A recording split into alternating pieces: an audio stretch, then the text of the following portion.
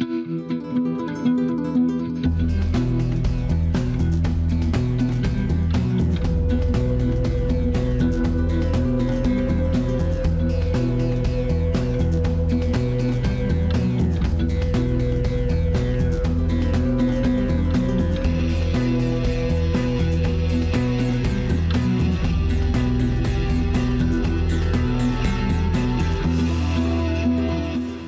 prend un grain, on regarde l'amidon, les différents types d'amidon présents dans le grain afin d'évaluer la matière sèche.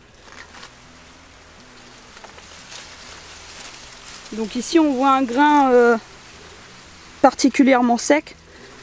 Donc dans ce type d'ensilage là, il va falloir absolument éclater le grain parce que c'est un maïs qui va être à plus de 34 de matière sèche sur le grain.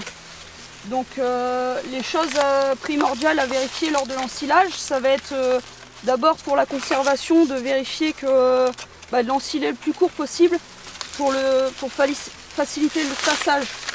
Sur un maïs comme ça à 10, 12 maximum.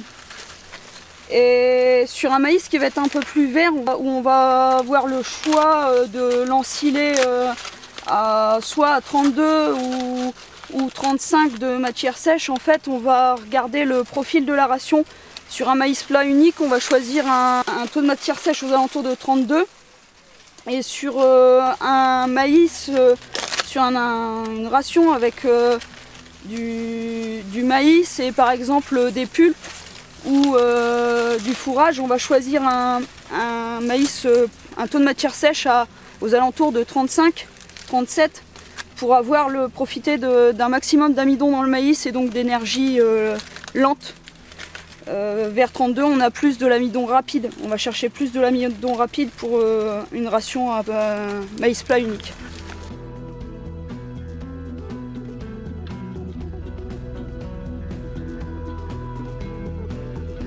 C'est important d'adapter la taille de coupe, donc on va réduire la taille de coupe pour éviter justement tout ce qui est refus à la table d'alimentation et aussi pour faciliter le tassage. Du coup il y a quelques règles à respecter pour optimiser celui-ci, donc bien faire attention à gonfler les pneus, avoir un poids de tassage adapté justement au chantier. Alors on prend à peu près comme repère, on multiplie par 2 le nombre de rangs d'ensileuse, donc par exemple une 6 rangs, on va conseiller minimum 12 tonnes sur le tas. Donc pour chasser un maximum d'air dans le tas pour que la fermentation commence le plus rapidement possible, il faut aussi tasser en fine couche, donc de 10 à 20 cm pour avoir une densité la plus importante possible. Donc une fois que le chantier est terminé, ce qui est important c'est de bâcher le plus rapidement possible pour éviter d'enfermer de l'air dans le silo afin que la conservation commence le plus rapidement possible et que la fermentation débute.